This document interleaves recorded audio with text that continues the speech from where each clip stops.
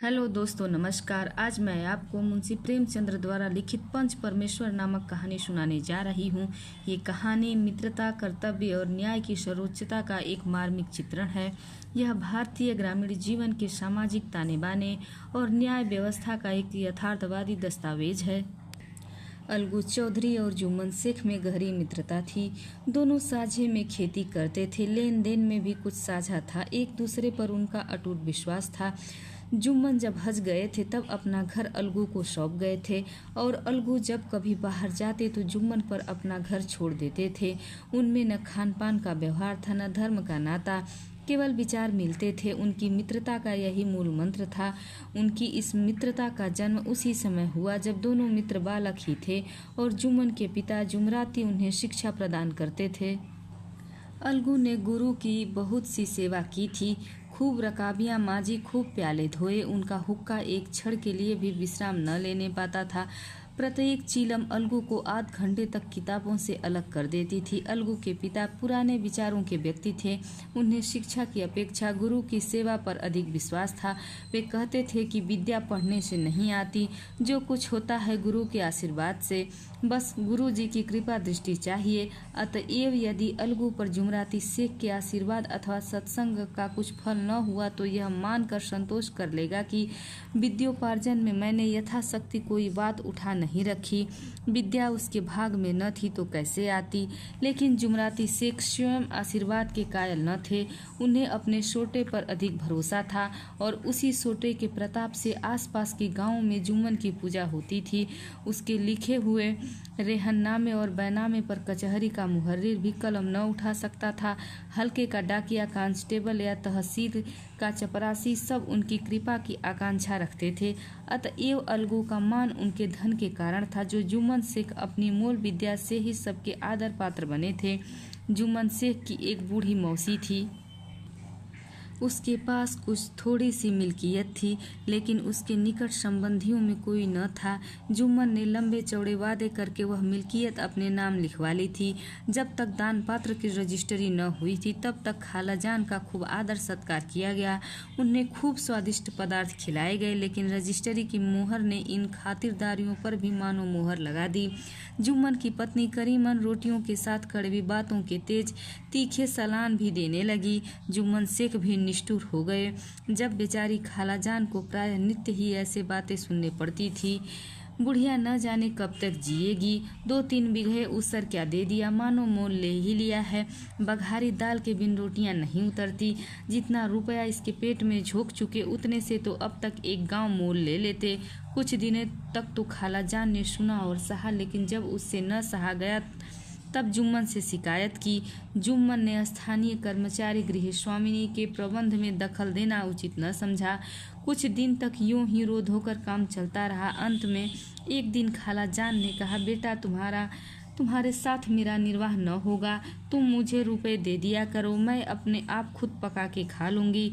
जुम्मन ने धृष्टता के साथ कहा, क्या रुपए पेड़ पर लगते हैं? खाला ने नम्रता से कहा, मुझे कुछ रूखा सूखा चाहिए भी कि नहीं।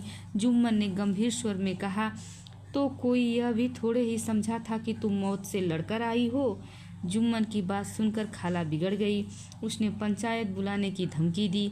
खाला की धमकी सुनकर जुम्मन हंसते हुए बोले, हाँ जरूर पंचायत बुलाओ, फैसला हो जाएगा। मुझे भी यह रात दिन की झिकझिक पसंद नहीं है। पंचायत में जीत किसकी होगी, इस विषय में जुम्मन को कुछ भी संदेह न था। आसपास के गांवों में ऐसा कौन था जो उसके अनुग्रहों का ऋणी न हो? ऐसा कौन था जो उसको शत्रु बनाने का साहस कर सके? किसमें इतना बल था जो उसका सामना कर सके? आसमान के फरिश्ते तो पंचायत करने नहीं आएंगे। कुछ दिन तो ऐसे ही बीत गए। तब एक दिन बूढ़ी खाला हाथ में लकड़ी लेकर टेकती हुई आसपास के गांवों में घूम रही थी। कमर झुककर कमान हो गई थी। एक एक पग चलना दूभर था, लेकिन बात आ पड़ी थी। उसका निर्णय करना जरूरी था। बिरला ही कोई भला आदमी होगा जिसके सामने बुढ़िया ने दुख के आंसू न बहाए हों। किसी ने तो यूं ही ऊपरी मन से हूँ हाँ करके टाल दिया और किसी ने इस अन्याय पर जमाने को गालियां दी। कहा कब्र में पांव लटके हुए हैं। आज मरे कल दूसरा दिन, पर हवस नहीं मानती। अब तुम्हें क्या चाहिए? रोटी खाओ और अल्लाह का नाम लो। तुम्हें अब खेती बाड़ी से क्या काम है? कुछ ऐसे सज्जन थे जिन्हें हास्य रस के रसावदन का अच्छा अवसर मिला। झुकी हुई कमर, पोपला मुंह, सनके से बाल, इतनी सामग्री एकत्र हो तब हंसी क्यों न आए। ऐसे न्याय प्रिय, दयालु, दीन वत्सल पुरुष बहुत कम थे जिन्होंने उस अबला के दुखड़े को गौर से सुना हो और उसको सांत्वना दी हो। आखिर चारों ओर से निराश होकर बेचारी बुढ़िया अलगू चौधरी के पास आई, लाठी पटक दी और दम लेकर बोली, बेटा तुम भी दम भर के लिए मेरी पंचायत में चले आना। अलगू बोला, मुझे बुलाकर क्या करोगी? कई गांव के आदमी तो आएंगे ही। खाला अपनी विपदा तो सबके सामने रो आई। अब आने न आने का अख्तियार तो उनको है। अलगू, यूँ आने को तो मैं आ जाऊंगा, लेकिन पंचायत में सबके सामने अपना मुंह नहीं खोलूंगा। खाला, क्यों बेटा? अलगू, अब मैं इसका क्या जवाब दूं? अपनी खुशी, जुम्मन मेरा पुराना मित्र है, मैं उससे बिगाड़ नहीं सकता। खाला, बेटा क्या बिगाड़ के डर से ईमान की बात न कहोगे? हमारे सोए हुए धर्म ज्ञान की सारी संपत्ति लूट जाए तो उसे खबर न होती, लेकिन ललकार सुनकर वह सचेत हो जाता है, फिर उसे कोई जीत नहीं सकता। अलगू इस सवाल का कोई उत्तर न दे सका, लेकिन उसके हृदय में ये शब्द गूंज रहे थे, क्या बिगाड़ के डर से ईमान की बात न कहोगे? शाम के समय एक पेड़ के नीचे पंचायत बैठी। जुम्मन शेख ने पहले से ही फर्श बिछा रखा था। उन्होंने पान, इलायची, हुक्के, तंबाकू आदि का प्रबंध भी किया था। हाँ, वह स्वयं अलबत्ता अलगू चौधरी के साथ जरा दूर पर बैठे हुए थे। जब पंचायत में कोई आ जाता था तब दबे हुए सलाम से उसका स्वागत करते थे।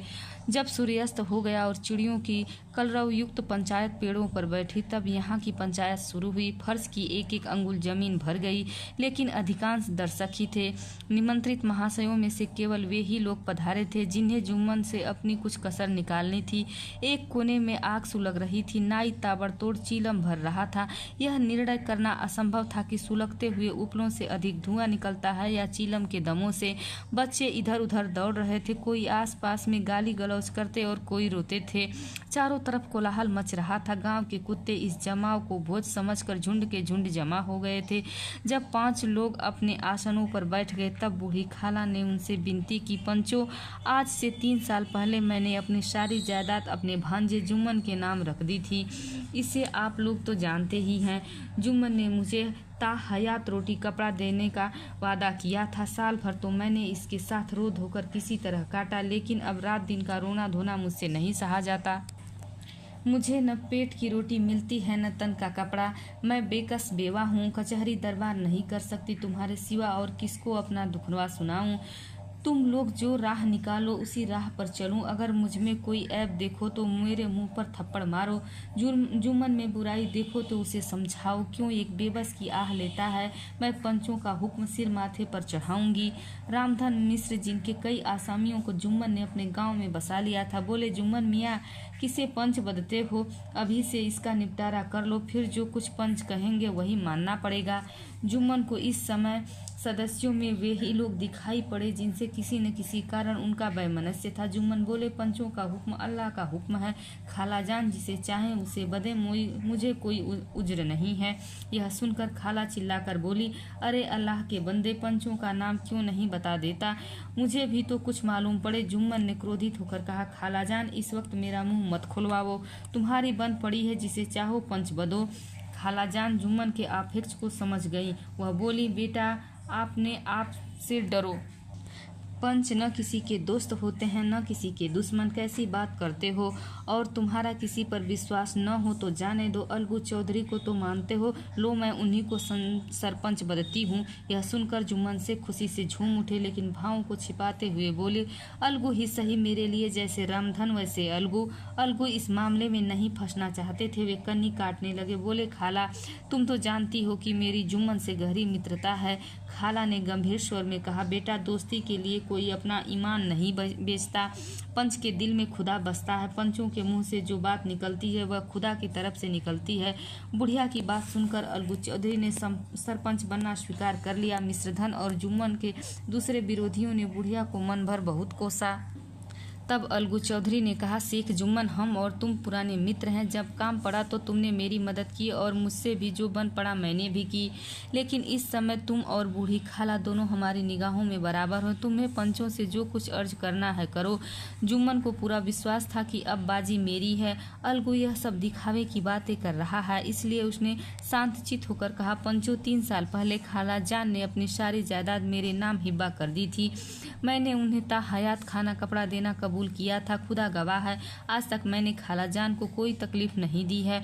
मैं उन्हें अपनी माँ के समान समझता हूँ। उनकी खिदमत करना मेरा फर्ज है, लेकिन औरतों में मेरा बस नहीं चलता है। मैं क्या करूँ? खाला जान मुझसे माहवार खर्च मांगती हैं। जायदाद जितनी है वह पंचों से छिपी नहीं है। उससे उतना मुनाफा नहीं होता है कि माहवार खर्च दे सकूं। इसके अलावा हिब्बेनामे से माहवार खर्च का कोई जिक्र नहीं है। नहीं तो भूल कर भी इस झमेले में नहीं पड़ता। बस मुझे यही कहना है, आइंदा पंचों को अख्तियार है, जो चाहे फैसला करें। अलगू चौधरी को अक्सर कचहरी से काम पड़ता रहता था, इसलिए उसे कानून के विषय में अच्छी जानकारी थी। उसने जुम्मन से जिरह शुरू की। उनके एक एक प्रश्न जुम्मन के हृदय पर हथौड़े की चोट करता था। रमधन इन प्रश्नों से बड़ा प्रसन्न हो रहा था। जुम्मन चकित थे कि अलगू को क्या हो गया। अभी वह अलगू मेरे साथ बैठा हुआ कैसी कैसी बातें कर रहा था। इतनी ही देर में ऐसा काया पलट हो गया कि मेरी जड़ खोदने पर तुला हुआ है। न जाने कब की कसर निकाल रहा है। क्या इतने दिनों की मित्रता कुछ भी काम नहीं आएगी? शेख जुम्मन इसी सोच विचार में डूबे हुए थे कि इतने में अलगू ने फैसला सुनाया। जुम्मन शेख, पंचों ने इस मामले में विचार किया कि उन्हें यह नीति संगत मालूम होता है कि खाला जान को माहवार खर्च दिया जाए। हमारा विचार है कि खाला की जायदाद में इतना मुनाफा अवश्य होता है कि माहवार खर्च दिया जा सके। बस यही फैसला है। अगर जुम्मन को खर्च देना मंजूर न हो तो हिब्बानामा रद्द समझा जाए। अलगू का यह फैसला सुनकर जुम्मन सन्नाटे में आ गए। जो अपना मित्र हो वह शत्रु का व्यवहार करे और गले पर छुरी फेरे, इसे समय की फेर के सिवा और क्या कहें। जिस पर पूरा भरोसा था उसने समय पड़ने पर धोखा दे दिया। ऐसे ही अवसरों में झूठे सच्चे मित्रों की परीक्षा हो जाती है। यही कलयुग की दोस्ती है। अगर लोग ऐसे कपटी धोखेबाज न होते तो देश में आपत्तियों का प्रकोप क्यों होता, यह हैजा प्लेग आदि बीमारियां क्यों फैलती। लेकिन रामधन मिश्र और अन्य पंच अलगू चौधरी की इस नीति परायणता की प्रशंसा जी खोल कर रहे थे। वह कह रहे थे कि इसका नाम पंचायत है। दूध का दूध और पानी का पानी कर दिया। दोस्ती दोस्ती की जगह है, लेकिन धर्म का पालन करना मुख्य है। ऐसे ही सत्यवादियों के बल पर पृथ्वी ठहरी है, नहीं तो वह कब की रसातल में चली जाती। इस फैसले ने जुम्मन और अलगू की मित्रता की जड़ हिलाकर रख दी थी। अब वे एक दूसरे से बातें करते नहीं दिखाई देते थे। इतनी पुरानी मित्रता वृक्ष सत्य का एक झोंका भी न सह सका। सचमुच यह बालू की ही जमीन पर खड़ा था। उनमें अब शिष्टाचार का अधिक व्यवहार होने लगा।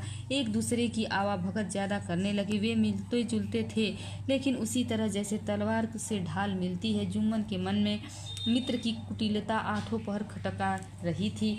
उससे हर पल यह चिंता रहती थी कि किसी तरह बदला लेने का अवसर मिले।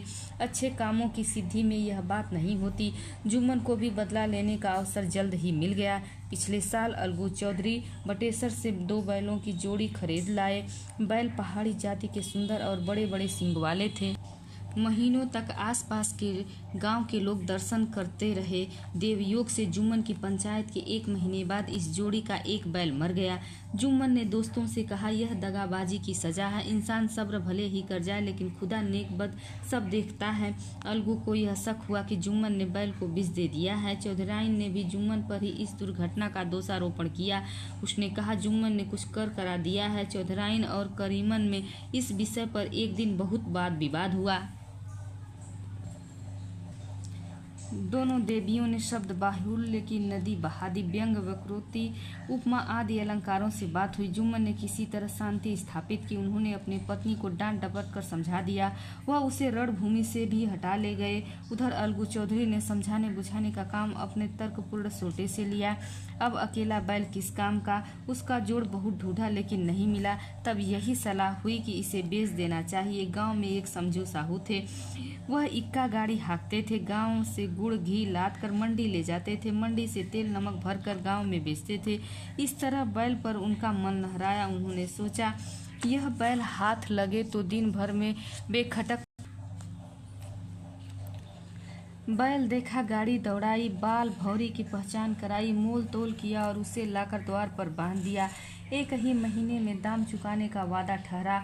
अलगू चौधरी को भी गरज थी, घाटे की परवाह न की। समझू साहू ने नया बैल पाया तो उसे लगे रगेदने। वह दिन में 3-4 बार खेपे करने लगे। न चारे की फिक्र थी न पानी की, बस खेपों से काम था। मंडी ले गए, वहाँ कुछ सूखा भूसा सामने डाल दिया। बेचारा जानवर अभी दम भी न ले पाया था कि फिर जोत दिया। अलगू चौधरी के घर तो चैन की बंसी बजती थी। बैल राम छठे छमाहे कभी बहाली में जोते जाते थे, खूब उछलते कूदते और कोसों तक दौड़ते चले जाते थे। वहाँ बैलराम का रातिब था, साफ पानी, दली हुई अरहर की दाल और भूसे के साथ खली। और यही नहीं, कभी कभी घी का भी स्वाद उन्हें चखने को मिल जाता था। शाम सवेरे एक आदमी खरहरे करता, पोंछता और सहलाता था। कहाँ वह सुख चैन, कहाँ यह आठों पहर की खपत।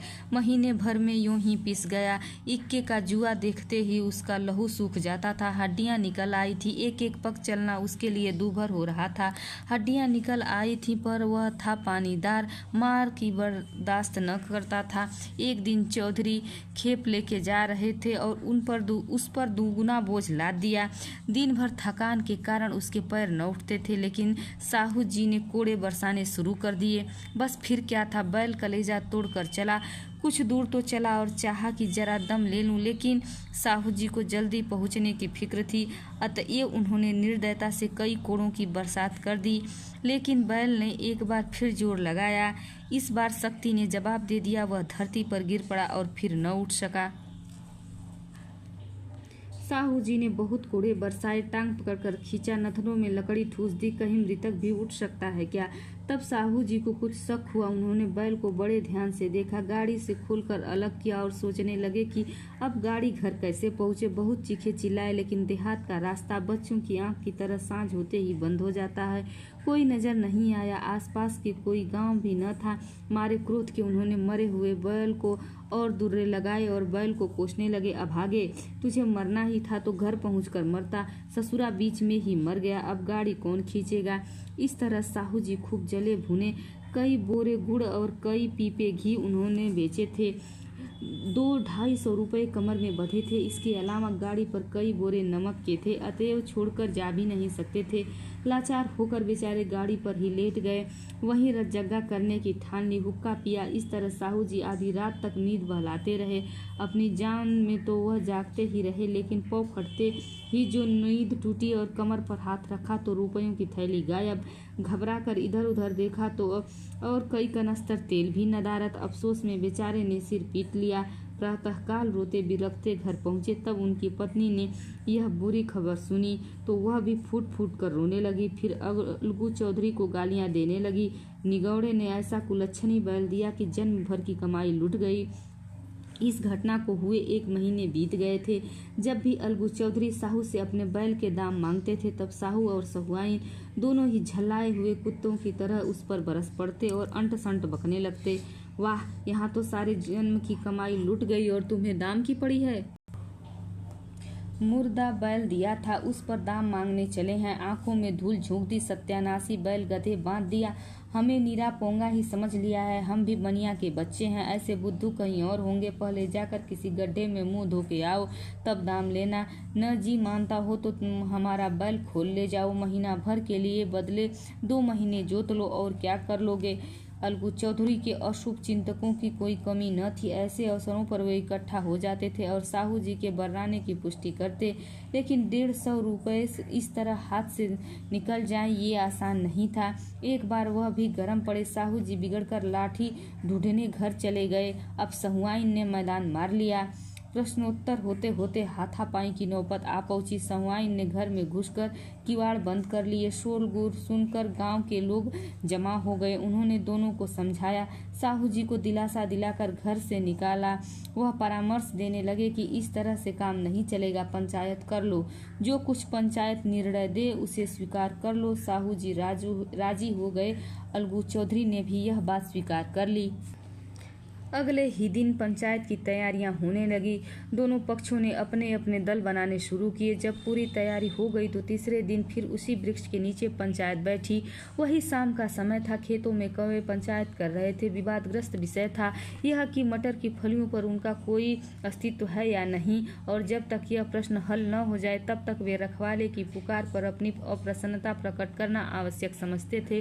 पेड़ की डालियों पर बैठी हुई शंकु मंडली में यह प्रश्न छिड़ा हुआ था कि मनुष्यों को उन्हें बेमुरव्वत कहने का क्या अधिकार है, जब उन्हें स्वयं अपने मित्रों से दगा करने में भी संकोच नहीं होता। पंचायत बैठ गई तो रामधन मिश्र ने कहा, अब देरी किस बात की है, पंचों का चुनाव हो जाना चाहिए। बोलो चौधरी, किस किस को पंच बदते हो? अलगू चौधरी ने दीन भाव से कहा, यह तो समझू साहू ही चुन ले। यह सुनकर समझू साहू खड़े हुए और अकड़कर बोले, मेरी ओर से जुम्मन शेख। जुम्मन का नाम सुनते ही अलगू चौधरी का दिल धक धक करने लगा, मानो जैसे अचानक किसी ने थप्पड़ मार दिया हो। रामधन अलगू कोई मित्र थे, उन्होंने इस बात को ताड़ लिया और पूछा, क्यों चौधरी, तुम्हें कोई उज्र तो नहीं? अलगू चौधरी ने निराश होकर कहा, नहीं, मुझे कोई उज्र नहीं है। अपने उत्तरदायित्व का ज्ञान बहुधा हमारे संकुचित व्यवहारों का सुधारक होता है।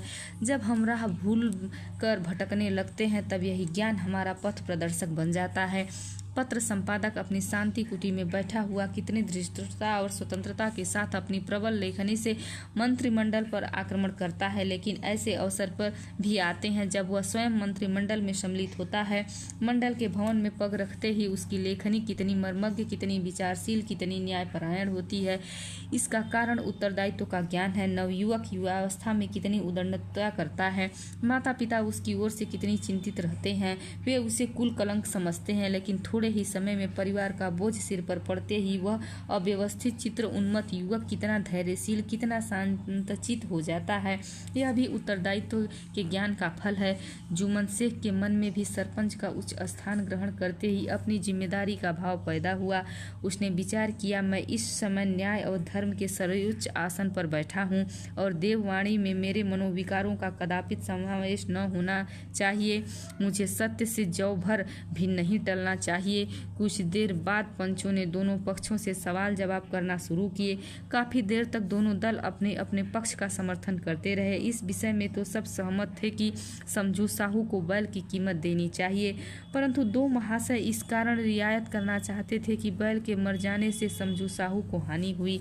इसके प्रतिकूल दो सभ्य मूल्य के अतिरिक्त समझू साहू को दंड भी देना चाहते थे, जिससे फिर किसी को पशुओं के साथ ऐसी निर्दयता करने का साहस न हो। अंत में जुम्मन शेख ने फैसला सुनाते हुए कहा, अलगू चौधरी और समझू साहू, पंचों ने तुम्हारे मामले पर अच्छी तरह विचार किया। समझू को यही उचित है कि बैल का पूरा दाम दें। जिस समय उन्होंने बैल लिया उस समय वह काफी हिष्ट-पुष्ट था।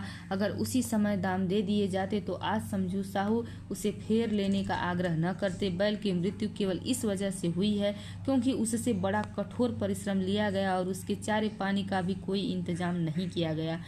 रामधन मिश्र ने कहा, समझू ने बैल को जानबूझकर मारा है, इसलिए उससे दंड लेना चाहिए। जुम्मन शेख बोले, यह दूसरा सवाल है, हमको इससे कोई मतलब नहीं है। यह तो अलगू चौधरी की इच्छा पर निर्भर है। यह रियायत करें तो उनकी भलमनसी। यह सुनकर अलगू चौधरी खुशी से उठ खड़े हुए और जोर से बोले, पंच परमेश्वर की जय।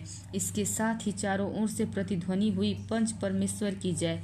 वहां बैठा हर व्यक्ति जुम्मन शेख की नीति का सराहना कर रहा था। इसे कहते हैं न्याय। यह मनुष्य का काम नहीं, पंच में परमेश्वर वास करते हैं, यह उन्हीं की महिमा है। पंच के सामने खोटे को कौन खरा कह सकता है। कुछ देर बाद जुम्मन शेख अलगू चौधरी के पास आए और उनके गले लिपट कर बोले, भैया, जब से तुमने मेरी पंचायत की तब से मैं तुम्हारा प्राणघातक शत्रु बन गया था, लेकिन आज मुझे मालूम हुआ कि पंच के पद पर बैठकर न कोई किसी का मित्र होता है न दुश्मन। न्याय के सिवा उसे और कुछ नहीं सूझता। आज मुझे विश्वास हो गया है कि पंच के जुबान से खुदा बोलता है। फिर दोनों फूट फूट कर रोने लगे। दोनों के अश्रुओं के जल से उनके दिलों का मैल भी धुल गया था। उनकी मित्रता की मुरझाई हुई लता एक बार फिर हरी भरी हो गई। धन्यवाद। प्लीज़ वीडियो को लाइक कीजिए, चैनल को सब्सक्राइब कीजिए।